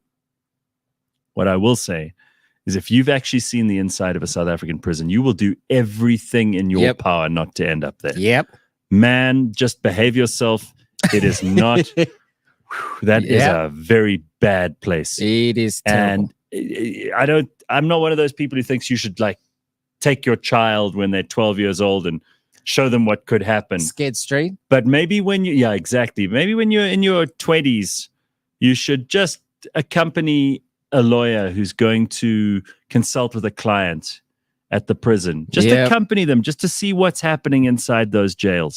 South African jails are horrific. They are exactly They're not nice. You don't want to end up there. Do not trust me. Yes, do not fuck around. Do not fuck around. So, paradoxically, there is an enormous amount of, let's just say, there are a lot of good reasons why you should avoid getting into trouble with the law. And it doesn't require us executing people on Church Square in Pretoria on Fridays at 12. No, we don't. Just take a look at how prisoners live. All right, let's get Roman in here. I want to talk to him about his trip to Russia. He took a very interesting little sojourn right into the heart of darkness, because we're told by all the countries that control intake of media on a day-to-day basis, we're not allowed to get RT. We're not allowed to get certain news outlets because they're Russian controlled. And all we've heard about from America for years is Russian disinformation. They've got these farms of bots and things. So you don't know what to believe about Russia. And unless you've been there recently, and I actually know a couple, a guy and a girl who went there recently on a holiday, and they said it was amazing. They said they absolutely loved it. And then I heard Roman had gone, and I thought, I'd have talked to him about his trip there. And he's not one to hold back. So I believe he's going to tell us some interesting things and give us some insights that nobody else would give us. Roman Cabanac, it's nice to see you. How are you, dude? Yeah. Gareth, how are you doing? I'm good. How's it, man? You good? Yeah, Good. Jack and I are excited to talk to you. How was Russia? Fantastic, as they say. So let me give you the context. No, who says? Who says? Because we're told it's the most terrible place on earth. And run Everyone, by dictators, and nobody has any rights, and it's the most evil place. That's why it works. To give you the context. So Rostotom builds nuclear reactors. It's like one of the biggest nuclear reactors and power station builders in the entire world. We were going to work with them, weren't we? Under the Zuma regime. Until the Americans scuppered that to make us less competitive. But anyway, so I know the local CEO of Rostotom of Africa. Oh, so okay. And he says, I'm part of the press. Come do a press tour of a nuclear reactor in a place called Pivek. Have you heard of Pivek? Never. No. It's the northernmost city in the world. It's on the Arctic Circle. Must have been very unpleasant. It's terrible. It's really awful. Yeah. It's really awful. Okay. Isn't this where they used to have the gulags? There was a gulag next door. And Pivek was built on labor camps. And the building that you see there are basically the dwellings where these people used to live. Yeah. Like two to a room. The hotel we stayed in was a former labor camp dwelling. So it must have been beautiful. As you can imagine. Stunning. So far, you're doing a great job of Russian tourism is fantastic. Stay in old gulag. But what's interesting about Pivek, it's a town of 5,000 people. So it's like just a slightly bigger Orania, which is already insignificant, right? Tiny. It's powered by a floating nuclear reactor, which produces, 70 megawatts of power. So it's 1 unit of Kusile, for example. And they are testing this thing where they tow reactors into place across that northern Arctic Sea to create a trade route that bypasses the Suez Canal. Very clever. So this is the first element of it. So you got these towns of 5,000 people that's powered by nuclear energy. Listen, you don't have to convince me. And I know that they paid for your trip, so I'm glad that you've acknowledged that up front, because otherwise people are going to say, oh, well, why is he shilling for Russia? Yeah. Right? Because that's what people are like. Sure. I'm a big fan of nuclear. I think nuclear energy is the only way for serious countries to go about providing power for their people. and for industry and for commerce and for everything else that we need to do. And the fact that we don't use this because a couple of people got spooked by 3 major events in history, all of which have become these terrifying omens of what could go wrong in nuclear. We don't talk about all the terrible things that go on with all the other power that we try to provide people. I mean, the number of birds that are killed by these huge big windmills that they put up. It's seriously like thousands and thousands of birds. It's an absolute eyesore. But we talk about 3 Mile Island, we talk about Fukushima, and we talk about Chernobyl. And then people go, oh, well, we can't have nuclear power, which is absolute nonsense. There are nuclear power stations that have been running absolutely perfectly. They're maintained very well, and they've been providing power to the people of places like France for hundreds of years. Well, not quite hundreds, but at least decades. Half a century. At least decades. And I mean, from a purely statistical standpoint, there are more that work than those that don't. You've got fewer Chernobyls than, you know what I mean? Like just from just averages. And they provide so much more power for what they are than any other kind of power. Yeah. But this is where you figure out how much of a scam the climate change people are. Yes. Right? I mean, if you want clean energy without any emissions, nuclear is the obvious choice. Absolutely. It is obviously the obvious choice. You build it once, it stays in operation for 50, 60 years, then you build it again. Solar panels, you have to make them, you have to dig the minerals out of the ground, make them in China, ship them across the world to South Africa so we don't have load shedding in our homes. And it only works during the day. Like you call this sustainable energy. And you have to replace them every 15 years or less. And they don't degrade. Yeah, You correct. put them somewhere in the thing. But okay, so nuclear, let's put that aside now. But this place does sound fascinating. I mean, what Privek? yeah, so it's what's interesting about it is that it used to have about 14,000 people in the 80s. There's a mine, there's a bit of trade. It's 1,000 kilometers from Alaska, so it's the closest point to Alaska. So maybe Sarah Palin sees wow, it so you when she were wakes not up. only far north, you were also far east. Yeah. I mean, how long? Because Russia is an enormous place. And when you look at maps of it's hard to conceive of just how great the distance between a place like Moscow and somewhere like this Privek is. So the flight to Privek from Moscow is in total 15 hours. That's as far as from Johannesburg to London. So you fly 4 hours to a place called Novosibirsk, which is a rather big city in the middle. Your Russian didn't improve. No, not in the slightest. So that's about 4 hours. You stay in that city for about 3 hours, and then it's 6 hours to Privek. And I mean, once you reach Privek, it's literally, the video is almost finished. I filmed everything. It's almost edited. It'll be out this weekend. But you will see, like, the airport is like a solid concrete block. It is totalitarian architecture. There's a tank from 1932, like just lying in the parking lot, and all sorts of things. It's fantastic. Like, it's really interesting. But the town itself now has 5,000 people. Yeah, because in the 90s everything collapsed. Yeah, the Soviet Union collapsed, industry collapsed, Boris Yeltsin's liver collapsed. Yeah, Boris Yeltsin's liver collapsed. But since then, the Russian government are paying people, like civil servants, like teachers and doctors, about 3 to 4 times more to go live in these far-flung areas, right? Because they want to create that northern trade route. So we visited. I mean, it's a not a North Korean tour, but it was a guided tour. Sure, we weren't really allowed to sort of walk by ourselves because it's a nuclear reactor. I don't think anyone should walk around a nuclear reactor on their own. Yes, even in the most free country in the world. But yes, okay, all right. So they showed us Privek. They showed us there's a school, right, and the school is focusing on gender studies. No, they're focusing on maths, physics, of course, computer science. Yeah. And Rosatom pays a lot of money to these places where they got their reactors because they want to create the next batch of nuclear engineers.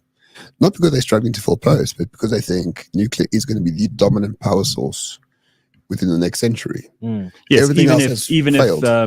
if climate change obsessed Western nations think not for now, there'll be a point where they need the power, as we've discovered in places like Britain, where they were importing Russian power. Germany, they were importing Russian power up to a little while ago, and then of course the war broke out. Then they didn't have their Russian power, and they had to recommission all their old coal-fired power stations. Not the nuclear reactors. Funny enough, right? Well, they'll figure that out in the long run. So, unfortunately, once all these performative leaders that the Western democracies have elected are out. But it's only the Westerners who don't like nuclear power. So Egypt is building one. Yep. I think Qatar or Abu Dhabi is building one.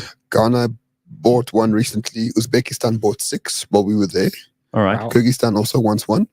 So Rosatom is trying to really get that market because it's them, it's the French, EDF, and it's the South Koreans who are excellent at building these nuclear reactors. But Rosatom's the oldest one. Okay. Because the Soviets were the first people to take this technology for war that Oppenheimer created and made it civil, i.e. to create power. All right. And- So, yeah, go ahead. To my understanding, that company, like, they don't just help you build the thing, but they help you maintain. You have access to all of the engineers from Absolutely. any given point in time. It's like the Zuma deal, right? So Zuma's deal was build, operate, maintain. Yeah. So the Russians, the Rosatom would build it, would operate it, and maintain it. We don't have to do The anything. part that you're leaving out is that he would be able to skim some off the top. It was 500 billion rand. How much is the IPPs? 1.2 trillion. Yeah, of course. And No, of even course. then, if you look at corruption in nuclear compared to any other energy source, it's basically non-existent. All because right, of all so the that was regulations. that was a good explanation, and some would say like an ad for Rosatom. But let's just talk a little bit about Russia. Yes, because I am fascinated with the place. I do think it's one of the most intriguing parts of the world, particularly at the moment, because they're increasingly isolated from the West, either by their own doing, and we can talk about Russia-Ukraine. We can talk about whether that war even feels like it's happening in places like Moscow. But I think that most people would be interested in your experience of the place as a country, somewhere where people go about their day-to-day lives, what it looks like, what it feels like. Quite famously, Tucker Carlson was there recently, and people were furious that he'd even gone. People were angry that they were even more angry that he had nice things to say. So tell us about your overall impression of the place. And it's your first trip to Russia, so you'd never been there before. No, I've never been there before. What's interesting is when you go to the airport through immigration, so you arrive after quite a long flight. You have to go to Dubai, stay there for 5 hours, and go to Moscow. And then the border guard, who chances are can be a very attractive lady, right? Very dour, like very sad looking. No, not sad, like stern, like Helen Zille telling Fikile you can't read. Stern, right? I don't know if you saw that last night. It was very good. So they take your passports and they hold it up, and then they just stare at you, but like in your eyes. It feels like 10 minutes, but it's probably 30 seconds, but they just stare. You don't know what to do. You're like, shit, I'm going to the gulag. Yeah. And then they speak Russian, so you don't understand. They don't try to make you very comfortable at immigration. But once you get through that, it's part of the process. Everyone sort of agrees that's part of the process. But once you get into Moscow, so we stayed very close to the center, close to the theaters, the Kremlin, the Red Square, the Metropole Hotel. You do some touristy stuff? We didn't have too much time, so we arrived at 2 o'clock in the afternoon.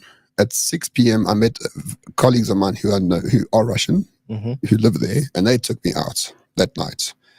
And when you go to the Red Square and the Kremlin, and everything is lit up, it's a bit like Paris. Huge boulevards, not a scrap of paper, not clean, not graffiti, tidy, lights everywhere, music. Like old school Soviet music or church music in these public speakers on these boulevards. It feels like you've been in a video game half the time. All right. And I know I went to like the best parts of Russia, but when you go to Cape Town, you don't go to tourism in Lunga or Khayelitsha. So people say, "Oh, you don't know the real Russia." I don't want to know the real Russia. I got to know the center of Moscow where I was based. Yeah, right. For 12 hours. Cool. You walk freely. There was no police officers, army officials, nothing like that. No roadblocks. People walking around, lots of smokers. The older generation are sort of conservative, a bit like Afrikaners, like a bit shy, one could say. But the youngsters are all like dancing on TikTok and doing shit, whatever they're right, doing. okay. You know Basically what I mean? the same shit that's happening everywhere else. If it wasn't for the language, you would think you're in the middle of a Western European city. Yeah. Just cleaner and less smell of urine. Christian says in 2023, 8.5 million foreign tourists visited Russia, which is a 3.5% increase from 2022. Today, if you visit the center of Paris, it's like you're in Africa, says Bitcoin But. That's probably true too. Okay, so They're a different kind of personality. I mean, by and large, and we've got this idea that Russians don't have a sense of humor. Everything's super serious and stern, as you said earlier. But was that your impression of Russian people? Are they taking strain with all the war going on? No, so the language barrier was a problem. We only could speak to the people who were with us, who were very fluent. One of our guides lived in Australia for 9 years, a young lady of 27. Mm-hmm. She had a bit of an Australian twang, speaking English, and she came back to Russia in 2021 because she says it's a better place to have a family than Australia. Wow. For example, because she said Australia is very expensive. 2 people need to work to maintain the household, and your child goes to nursery school. And in Russia, it's sort of different. Russia's much poorer. I mean, the average salary there is, according to friends I know, across the country, it's about 27,000 rubles. Divided by 6, then you get the rand value. That's the average salary. So they're closer to us than they are to Australia. Very much so. In Moscow, if you want a nice 2-bed apartment, it's 20,000 rand a month, which is Santon, Pretoria prices, which I don't, it's expensive for someone like us. Okay, but the meals, we had a 6-course meal with my friends on the first day. I mean, the best, fish in Moscow and whatever. It was 11,000 rubles for 3 of us.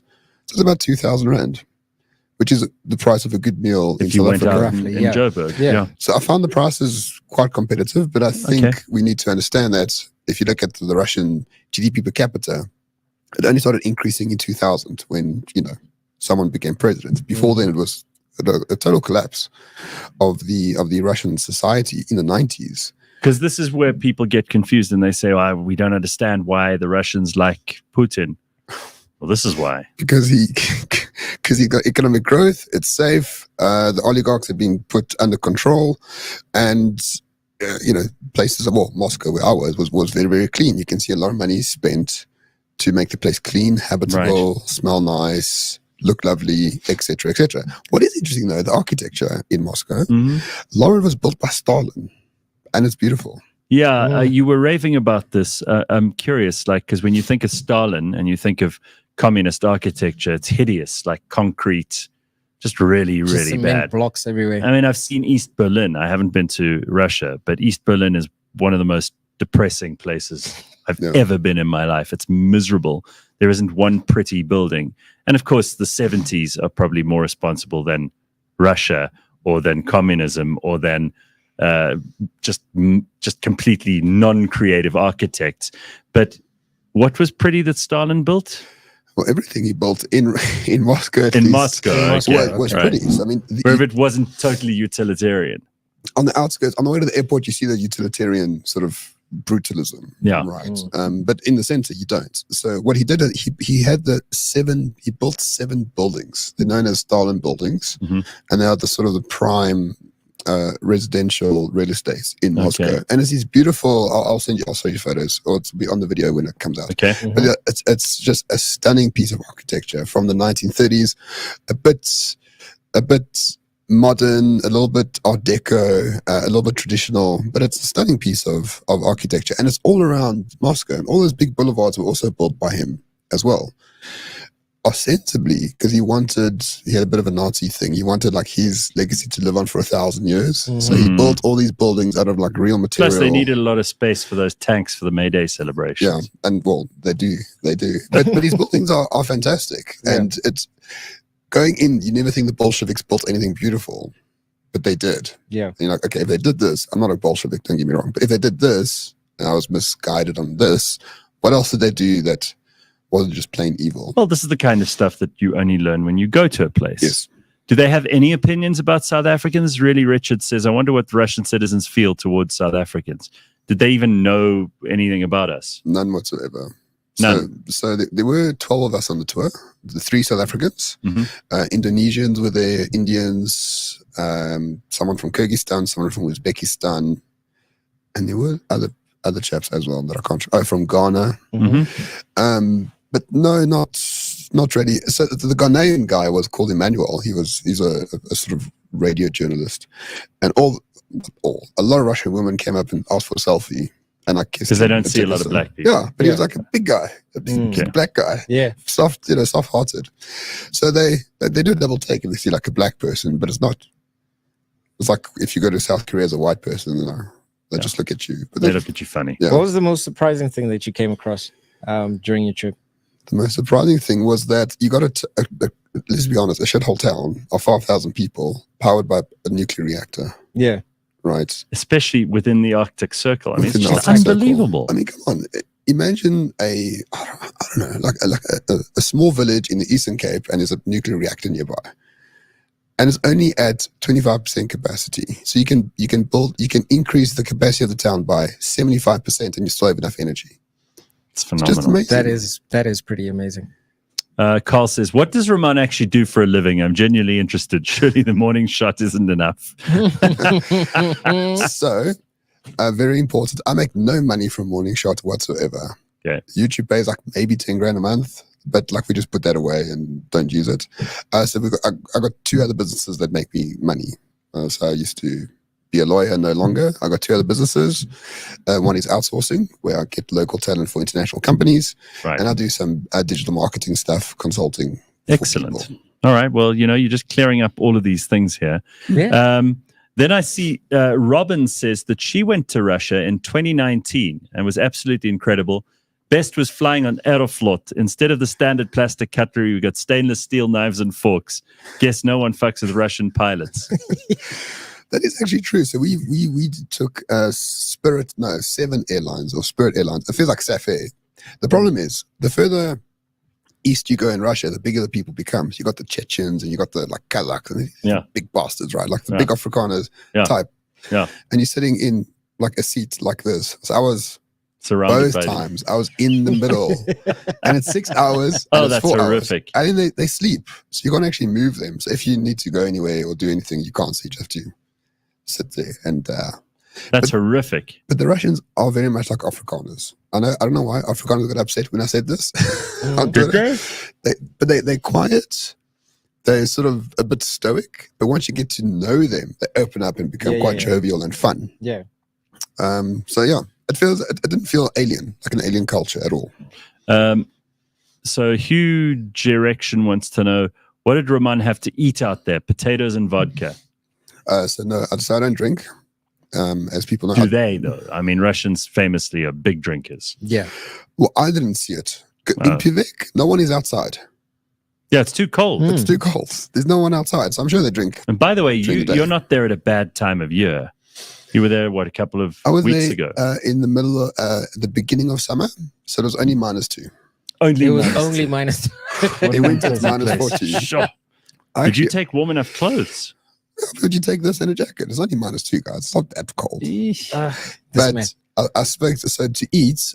Russians are very big on fish. I mean, they're surrounded by oceans. They're very big on fish, and very big on sort of like yak meat. Yak meat. Yeah. What's that like? Which is fantastic. I had yak cheeks at the Atom Expo over there. It was delicious. Very nice. But broth is the main thing, like borscht. Right? Yeah. So it's a broth with pork and vegetables, and that's very nice. It suits their country very well. We ate very well. In Pivek, unfortunately, they get a flight in once a week with fresh produce. So if you go to the shops, a kilogram of tomatoes is about 300 rand. Jesus. Because there's nothing growing there. They have to import absolutely everything. Yeah. The only cheap things were cigarettes, but everything else is like 10, 15 times the price of anywhere else. I imagine they still smoke cigarettes indoors, especially given the weather. So there were no smoking signs, but it's not policed as such. I didn't see them being policed. Life feels a lot freer in Moscow than in many Western European countries that I've been to. I find this fascinating. I also hear all kinds of stories about Russia being a place where, you can go on these like weekends there and you can go bear hunting and you can shoot tank rounds through, you could basically get rocket launchers. You can hire them and shoot shit. Yeah. Is there stuff like that going on? I mean, I assume you didn't so. do it. I didn't do it. I wish I did, but I do assume that is the case. Yes. I mean, that would be a hell of a bachelor's party, right? Yeah. Get together with 10 of your mates and go and drive a tank. I think that would be fun. That would be hilarious. But I spoke to the clerk of the hotel that we were staying in before we left, a 21-year-old young guy in Moscow, just before we left. And I said, 21-year-old guy, he's not in the army, he's not fighting on No, on he the was border. studying English. He wanted to be a sort of a translator for something. Okay. And I said, there's this perception in the West that like there's a lot of censorship in Russia, and you think that is the case. And this is not part of the tour guide. This is not someone, this is just a clerk of the hotel. And he says a lot of it is overblown in terms of punishment. Mm-hmm. So you can, if you go on Twitter and you criticize what the government is doing, you can do it. You can't really criticize the war. Just the same as you can't criticize the war in Ukraine. It does make sense to censor, like you need patriotism, you need people together. You can't sow discord. I sort of understand that. And there's a lot of, the interesting thing is, from what I understand, they actually trust what the government says. Because when the government says something, they tend to do it. And I said it's the opposite at home. So they're not doing what governments that we're used to. Yeah. And I mean, America's front and center when it comes to like bullshitting people. You just have to watch a White House press conference and they're lying to you. You can just tell that they're saying, look over here while we do this over here. And you can tell that, I mean, just this week, Karine Jean-Pierre, I think her name is, the White House press secretary, said the worst one. The people are putting out fake videos of Biden stumbling and fumbling and being old. And I'm like, what's fake? The stuff you're putting out is really embarrassing. It's not fake. It's like they lie to us to our faces. They're not doing that in Russia. You would think they'd get better at lying, given how much they lie. It's actually pretty ridiculous. Unbelievable. So it's not about being believable. It's just about destroying your spirit. That's what they lie to you, to your face. So so what this guy was saying was that since 2000, Russia has been on a sort of upwards trajectory in terms of GDP, in terms of material wealth, in terms of living conditions. And during that period of time, Putin's government and Medvedev's government as well, they say we're going to do X, Y, Z, and they tended to do it. There was no reason to doubt them because you could see the consequences in a year or two from when they said it. Yeah. So when I said, we don't trust our government in South Africa at all because they just lie, like they couldn't understand why a government would lie to you. But why would they do that? Like, it just doesn't make sense. Like, if you want to have the support of the people, lying to them is the worst thing you can do. Like, they didn't really get it. He says the one Frankly, thing... I don't get it either. Also don't get it. Yeah. But the one thing he says is that there's been a bit of a fractious relationship now because the government promised no conscription. But they went back and had some sort of partial conscription. Okay. And so the people are like, this is like a lie and we don't like it too much. Not to the degree where they're going to like overthrow or whatever the case And are might they all be. talking about the war? Fairly openly. So we weren't told what to say or what to do. I just thought it was impolite to bring it up most of the times. They do talk about the sanctions. Like they used to travel to New York for conferences and things like that. So now they travel to Shanghai. And it's so wonderful to see other parts of the world. Other than the West. And you can see quite a few shops. There's a big shopping center called, I think it's called Guma, opposite the Red Square. I think it's called Gum or Guma. It's like the Harrods of Moscow. And all the Burberry, Chanel, everything's like closed. So you walk in. Oh, really? Yeah. You can't buy that stuff anymore. No, it's all closed. Huh. You'd think they'd have Hong Kong, but you probably just didn't go to the right places. So what a lot of companies did was they sold their Russian interest to Russian entrepreneurs and they just sort of Hong Konged it. So Starbucks coffee is now Stars Coffee. So instead of having the full mermaid, you just have her head as the logo. But it's the same recipe, same suppliers, but the suppliers have moved to Russia now. So ironically, you had this sort of local industrialization thanks to sanctions, which has saved the economy to a large degree. I don't know how long it will last, but there's been a lot more jobs created because they're not delegating to the third world, or the supply chain is now all internal into Russia. Do Russian people even care how they are viewed? Like earlier on, you were talking about how they view us, but do they care that some of these narratives are being spun around the world? So these people are Westerners, right? They are Western people. And I think there's a sort of, I didn't get it, but I spoke to people who go there often, who I know very well. And there's a sense of sadness that they are treated like they're not Westerners. Like they sort of notably more savage than Westerners, thanks to the sort of special military operation in the Ukraine. But there's a sadness whereby for a long time they wanted to be part of the West. For a very long time they wanted to be part of NATO. They wanted to be part of like since 1700s, but yeah, and they've never been accepted through hook, crook, or whatever the case might be. So I think there's a bit of a sadness to it, but they're starting to realign themselves more to the Chinese, to the North Koreans, to sort of everyone who's not West. Yeah. So that's the alignment that has to be It's almost done. like the West has chased them into the arms of others. Yeah. Yes. And Putin is in North Korea. Any He's there now? concerns there for either one of you? Like they rolled out the red carpet for him and all of that good stuff. Should that be a It's the cause only for red concern? carpet they have. Yeah. They don't have a lot of red carpets. They don't have a lot of visitors, frankly. Yeah. So I'm not surprised. But yeah, of course he'd be chasing good relations with them. He needs to find friends where he can. Yeah. And unfortunately, everyone else seems to be dead against him. We're obviously not here in South Africa. We're big fans of his. Our government is, right? Yeah, You didn't have any problems with visas or anything. There's no visas required for South Africans. Okay. So it's one of the few countries in the world where you can sort of travel freely. No, you just go.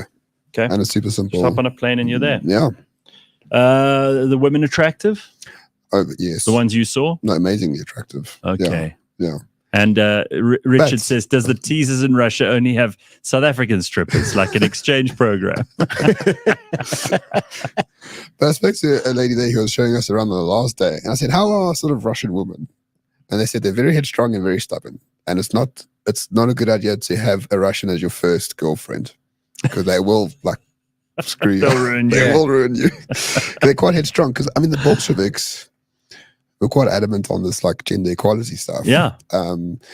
In theory, right? In practice, it was very different.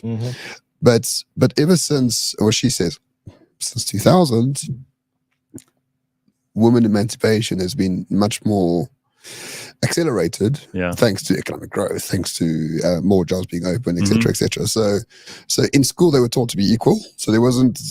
It was I mean, the Bolsheviks were a patriarchy, like overtly, but in theory, at least, it wasn't meant to be. So the women are quite strong there, and they don't take shit apparently. Carl wants to know, and I think this is something a lot of people, you don't know the answer, but what do you think? MK paid for by the Russians? How involved are they in American politics? How involved do you think they are in South African politics? So actually, no. So the person who said MK is funded by the Russians is a guy called Andrei Pina. He's a South African guy. He wants to build a nuclear reactor in the Western Cape. Okay. Not a Russian nuclear reactor. He is part of the Atlantic Council, which is basically CIA hush money to spread democracy around the world. So he doesn't like Russia. Well, of course not. So I don't really trust that. The only thing I would say is MK's social media game is very good. Yeah. And you know, Jacob, God bless they're him, but not. he doesn't. I mean, They're not. Zille, Yes. So I think there is someone professional there. Just in terms of social media game, but the rest is just a shambles. So you don't think that the Russians are actively funding MK? No. And when we spoke to the Russian press attaché the week after the invasion, well, the special military operation in Ukraine, and I asked him at the time, how important is South Africa to Russia? And his response was as important as our percentage of trade. They are 3% of our trade. Okay. So we are important, but not that important. But not that important, let's be honest. So we've got to remember where we fit in. Okay. At some stage, we were told that the the S in BRICS should have been lowercase. And you know what I mean? It kind of plays into that. It makes sense. I think the only reason we are in BRICS is because of the South Atlantic corridor, which could be very useful. Yeah. I mean, and we have, let's be honest, we have a lot of natural resources that could be exploited, but we are surrounded by idiots who don't exploit them. Okay, you're not thinking of moving to Russia, though. It was fun, it was interesting, but you don't think it's that great. Well, I've only done. When you look at the size, you've done more than us. 0.1%. Sure. I would love to go back. I'd love to go to St. Petersburg. There's lots of rural areas that are beautiful to look at as well. But if it's, how can I explain? I'd rather move there than Paris. Okay. Or you London, are French, so that's interesting. Or Londonistan. A lot of French people moved there in the past 20 years. Lower taxes, 10% flat rate taxes. That's something I didn't know. Apparently they're increasing it because they need more money, but I mean, from 10% you go to 12%, still a much better than deal. here. Much better deal. Yep. Okay. So you're going to the inauguration today? No. No? No. I You going, been Jack? invited. Hell no. Oh. Have you I been thought invited? I was here among people who were important. No, man. You guys not going to the inauguration? I'm very disappointed. Have you been invited? No, that'd be ridiculous. Don't invite me. What do you invite me for? No, but I did hear them practicing. There were helicopters and the presidential plane and jets and all kinds of things flying over my house all day yesterday. So they're getting ready for a big day. It's already started, according to Christian. Well, getting here, I saw numerous blue light brigades going all over the place. That's why I was a little bit late. Gareth, we need to make that suggestion you made a couple of weeks ago a reality. We must push for it. Gareth suggested that all these politicians should be driven around in a Bajaj. Yeah. What? Yeah. A Bajaj, those little yellow things. Those ones. Those. That'd be great. That would be the best way to transport a politician. Do you know those things don't have heaters in them? Of course not. Yes. I would in the love middle it of winter, that's good. Especially in winter. Like just put... Can you imagine Cupcake then, Uncle Posey? Grace says the tears over the DA are glorious. I know you've been talking a lot about that the last couple of hours. What has happened on social media since last week when the DA and ANC announced they were working in a government of national unity? So you give us your perspective. So first of all, the fact that these two these two institutions who ostensibly hate each other are working together is already a miracle. Yeah, people are just so blasé about but this. they hate it. Like the EFF supporters, the MK supporters, and a whole lot of media people are very, very angry because they're not involved. But the fact that two enemies are coming together to sort of work for South Africa, we'll see if that happens or not, is already a miracle. But they signed this agreement at the last minute, thanks to Floyd Shivambu asking for a caucus meeting in the first assembly, right? Saved the day without knowing it. 30 minutes. And then last night, Fikile's, I think, was it Gator McKenzie from the PS says, we're joining the Government of National Unity. And Helen Zille comes out, I was like, no, you're not. Read clause 19 that you signed, Fikile. Can't you read? It says there. Because Fikile is just going to bring him in through the back door. Yeah. She says, if you bring anyone, you need consensus. But are the PA not involved? So they've been invited, but they can't be accepted until the DA says yes, according to that document. So Helen Zille comes out and says, I mean, Fikile, can't you read? What's wrong with you? Like, look, it says there. So he didn't read. And she says, you forget you didn't win the election. You're not in power anymore. Right. This is a collective thing. So read what you signed. But let's talk about the butt hurt that Gray is talking about here, because this, I think, is probably something you're enjoying as much as I am. It's just fun to see how many people are really, really upset that the two biggest parties in the country are working together rather than just like dumping on each other, which they've done for 30 years and it's achieved nothing. So I called this 2 years ago. I didn't say they're going to work together, but I said it's the best option to happen. And then on the same day, yesterday, 400 journalist jobs I lost because of newspapers. News 24 is going to can a whole bunch of its print publications. And the worst part of all this, they can't learn to code because ChatGPT has, done that. It'll take that away from them. It's ironic that regime change has been implemented. Now the journalists are fired. I don't know if that timing is coincidental or not. Well, you've always been very outspoken about how shit you think most journalists in this country are. Shit. Yeah, of course, you're not going to change your tune now. But I think anyone who disagrees with this on a fundamental basis, we don't know how it's going to work out. So I'm not saying it's Wakanda, I'm not saying it's utopian, but anyone who's against people coming together to try fix South Africa is a traitor. Yes. Right? These people need to be sent somewhere and shot in the head. Simple as that. Okay. Simple as that. And I hold no water for the DA or the IFP or any of these people. Yeah. Right? Yeah. But for once, if you want democracy, you got it good and hard. I'm not a Democrat at all. But if you want it, you got it. You can't just be You're like... an anarchist. No, not anymore. Not anymore? What do you know? A far right. Are you far right? Yes. Oh, okay. Far right? How far right? Franco's a bit soft. Wow. Okay, well, there he is. And you're not afraid of that label either. No, I mean, all I want is order, a border, strong families, economic growth, and no degeneracy. I mean, this is so hard. Yeah, I mean, it's crazy that you sound crazy for saying that. I think it's insane. Like, shouldn't that be everyone's? You can be the first black fascist. There we go. We'll make it happen. Plus, I'm the correct height for it. All right. There are lots and lots of comments here about Fikile in his yellow DG banana suit while Helen asks him if he can't read what he wrote. Yeah, listen, what a time to be alive. I think this is the most exciting time in recent South African history. Yeah, and I love it. I'm very excited for what's going to take place. I kind of agree that the people who are moaning about this aren't really interested in the good of South Africa. I don't think that that's too much to say. I don't think that that's an outrageous statement. No. I don't think it's unmoored from reality, but it's definitely something that's driven a lot of people on social media absolutely insane over the last week. But look at it this way. So, I mean, MK comes to the meeting and they have no mandate to do anything. Yeah. Right? They're like, okay, we'll go back and they were 4 hours late. Like, it's just a nightmare. They just right? don't know what they're like doing. Not a serious party. Yeah. EFF comes in. Okay, we want this, and this. Okay, in return, what do we get? Nothing. Okay, not a serious party. Right. No. The DA and IFP come in. What is the framework?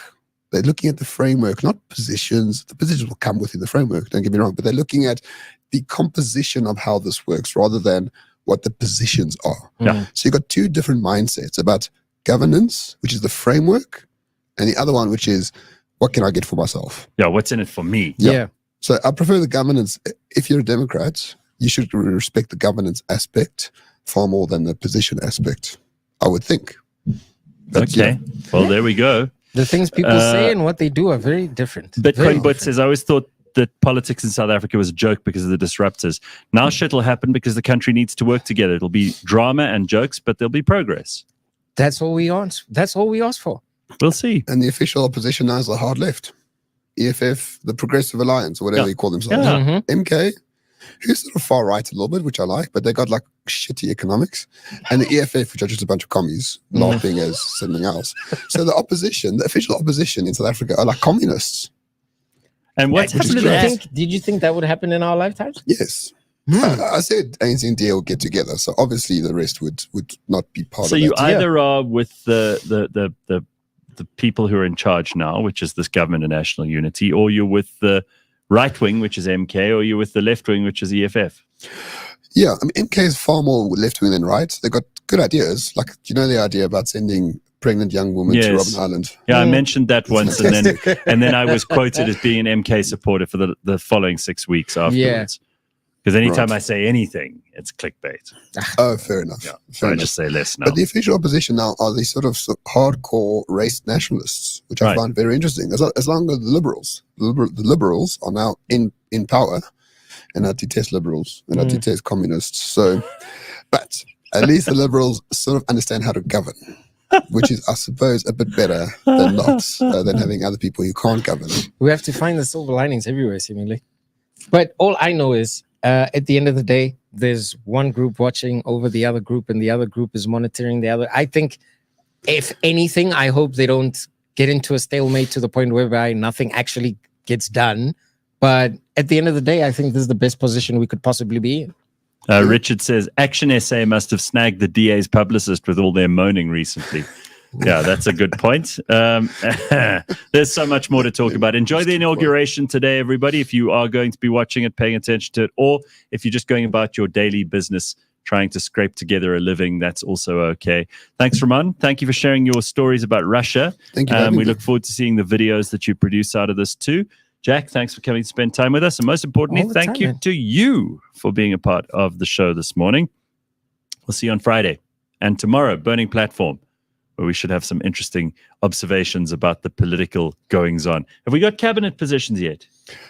Do we know what's happening? They're going to be announced on Friday, Oh. but the DA needs 5 of them or 6 of them, and the IFP needs 3 of them for now, as Okay. far as I know. All right. Well, we'll see what happens. How many cabinet? We have 38 or something. Apparently it's going to be expanded to 30. No. That's what they're saying. But I don't know. Cut them down to 16. Yeah. Sons of bitches. 16. Get it down. It's ridiculous. All right. Well, we'll find out. It's all going to happen, whether you like it or not, whether I like it or not, or whether you're paying attention or not. It's going to happen in the background. So live your life. Carry on. You have better things to do. Go to work today and make a difference. Cheers, everybody. Bye.